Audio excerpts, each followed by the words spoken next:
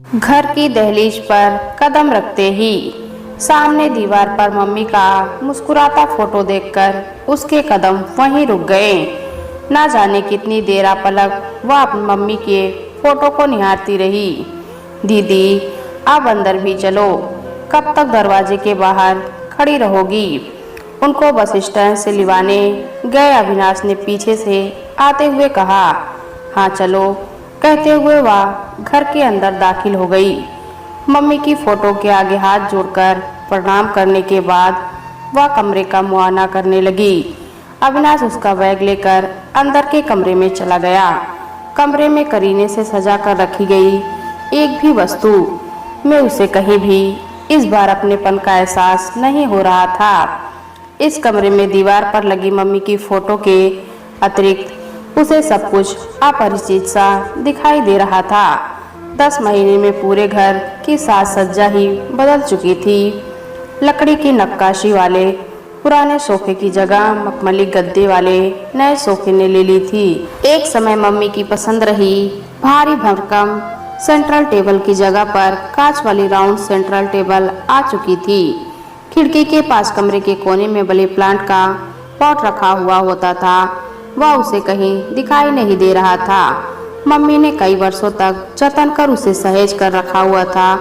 उसे अब भी याद है कि सुबह हाथ में चाय का प्याला लेने के साथ ही मम्मी मनी प्लांट को पानी देना कभी नहीं भूलती थी।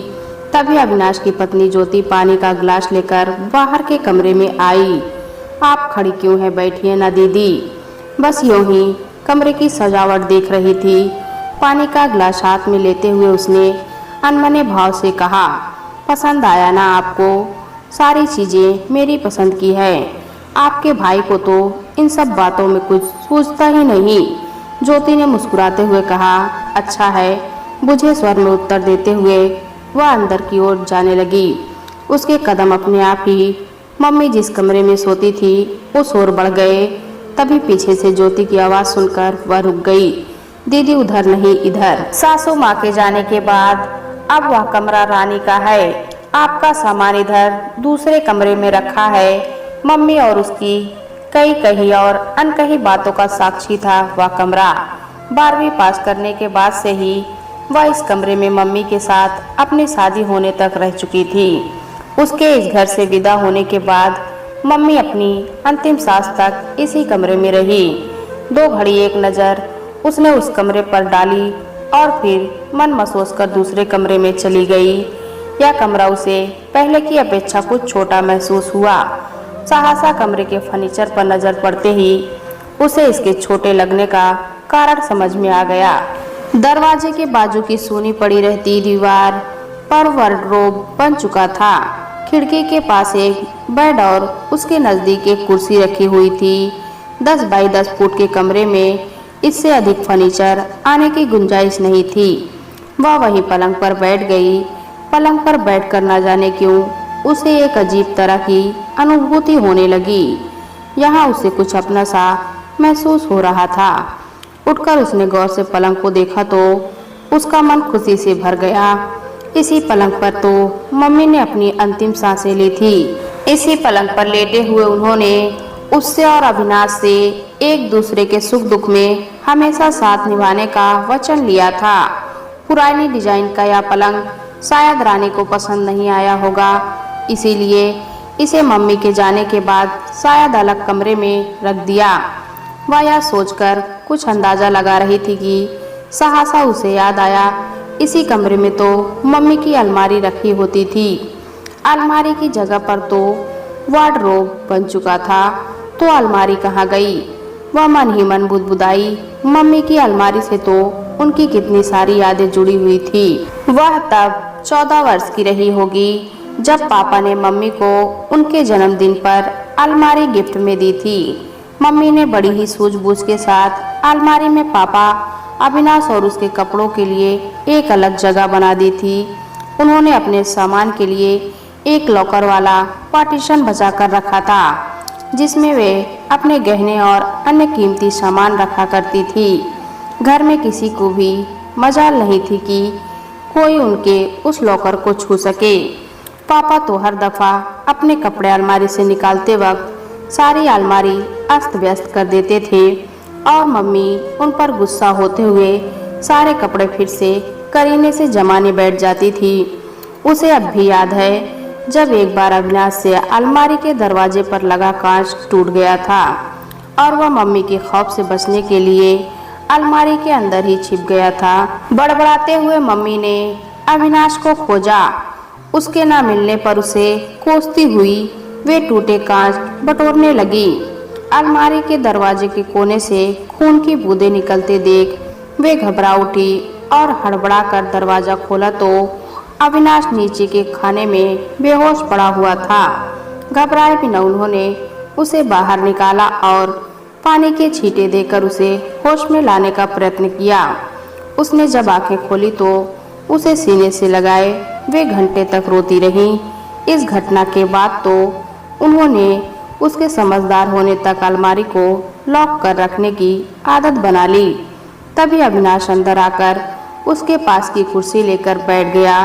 दीदी, मम्मी के जाने के बाद से तो जैसे आपने इस ओर आना ही बंद कर दिया। मम्मी थी तो कम से कम महीने 2 महीने में आप उनकी खबर पूछने के बहाने आ जाती थी। तब की बात और थी अविनाश। मम्मी की बीमारी का पता चलते ही हर बार मन में एक भय सा बना रहता था कि अगली बार मम्मी मिलेगी या नहीं। इसलिए बार बार जब मन होता था तो आ जाती थी। उसने शांति से अविनाश की बात का उत्तर दिया। आपका यह छोटा भाई अब भी इसी शहर में रहता है। आपको इस घर की याद अब क्या केवल रक्षाबंधन के ही दिन आती है? अविनाश के स्वर में शिकायत थी। नहीं रे, ऐसा नहीं है। तू तेरी घर गृहस्थी में सुखी है, फिर अब मम्मी के जाने के बाद बार बार इस उम्र में मायके आना शोभा नहीं देता। कहते हुए उसके चेहरे के भाव बदल गए। क्या बात है दीदी, आप कुछ उखड़ी हुई सी लग रही हैं। अविनाश उसके चेहरे के बदलते भाव भाग गया। अविनाश, यहाँ इस कमरे में मम्मी की अलमारी रखी होती थी, वह कहाँ है? उससे रहा नहीं गया, वो तो निकाल दी। इस कमरे में वार्डरोब बनवाने के बाद तिजोरी रखने की जगह नहीं बची थी। वैसे भी वह बहुत पुरानी हो चुकी थी। अविनाश ने जवाब दिया। मम्मी की मौजूदगी में जब भी आई तब तक वह घर उसके लिए मम्मी का घर था, पर अब एक रिश्ते के जाते ही जैसे समीकरण बदल चुके थे। मम्मी का घर कहलाने वाला घर अब भाई का घर हो चुका था।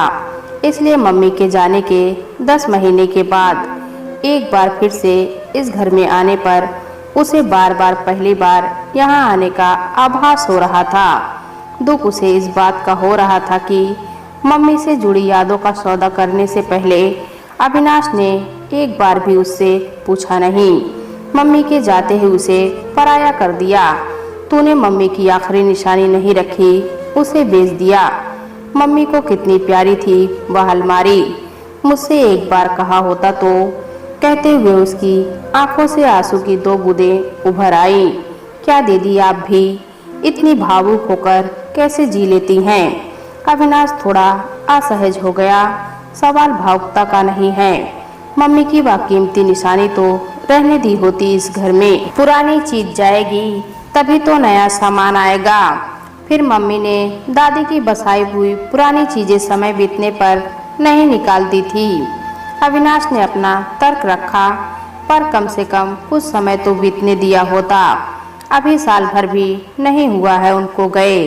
कहते हुए उसका गला रुक गया। आपकी भावना समझता हूँ मैं।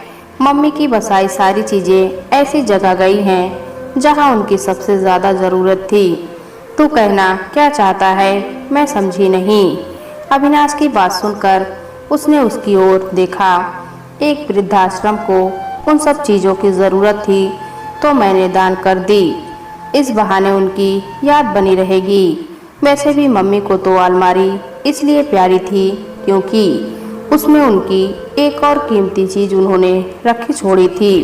अविनाश की बात सुनकर वह उसे सवालिया नजरों से देखने लगी। किचन में काम करती ज्योति शायद भाई बहन के बीच हो रही बात सुन चुकी थी। तभी वह एक छोटा सा डब्बा लेकर उस कमरे में दाखिल हुई। अविनाश ने वह डब्बा उसके हाथ से ले लिया। दीदी, आपको याद है मम्मी की अलमारी का लॉकर हम सबके लिए कुतूहल का विषय बना रहता था। लॉकर को वे किसी को भी छूने नहीं देती थी। हाँ, तो अविनाश के प्रश्न के उत्तर में उसने हामी भरते हुए सिर हिला दिया। या उनके उस अलमारी के लॉकर से निकला है, या कहकर अविनाश ने वह डब्बा उसकी ओर बढ़ा दिया। उस छोटे से डब्बे को हाथ में लेकर उसकी आंखें डबडबा आई। उसे लगा जैसे उसने मम्मी को स्पर्श कर लिया। धीमे से उसने उस डब्बे का ढक्कन खोला। एक पुराना सा ब्लैक एंड वाइट फोटो और एक पुराना सा पत्र उसके हाथ में आ गया। फोटो को बड़े ही गौर से देखने के बाद भी उसमें कैद छवि को वह पहचान नहीं पाई। कौन है यह अविनाश? फोटो के साथ रखा पत्र पढ़ लो दीदी, सब समझ जाओगी। अविनाश ने उसकी जिज्ञासा को और बढ़ाते हुए कहा, मेरी प्रिय रंजना, फूलों की खुशबू की तरह अब भी तुम मेरे मन पर छाई हुई हो। तुम्हारी तस्वीर जब भी देखता हूँ बस तुमसे मिलने को जी बेताब होने लगता है। इस बार शायद गाँव ना आ पाऊँ। यहाँ बॉर्डर पर दुश्मनों की हलचल बढ़ चुकी है, इसलिए अगले महीने मिलने वाली छुट्टियाँ रद्द कर दी गई हैं। जब भी छुट्टी मंजूर होगी दौड़ा चला आऊँगा तुमसे मिलने और तुम्हें अपना बनाने। आते ही तुम्हारे बाबा से बात कर हमारी शादी के लिए उन्हें मना लूँगा। बस तब तक मेरा इंतज़ार करना। दोस्तों, कहानी अच्छी लगी तो कमेंट में बताएं। चैनल पर नए हैं तो एक लाइक और सब्सक्राइब जरूर करें।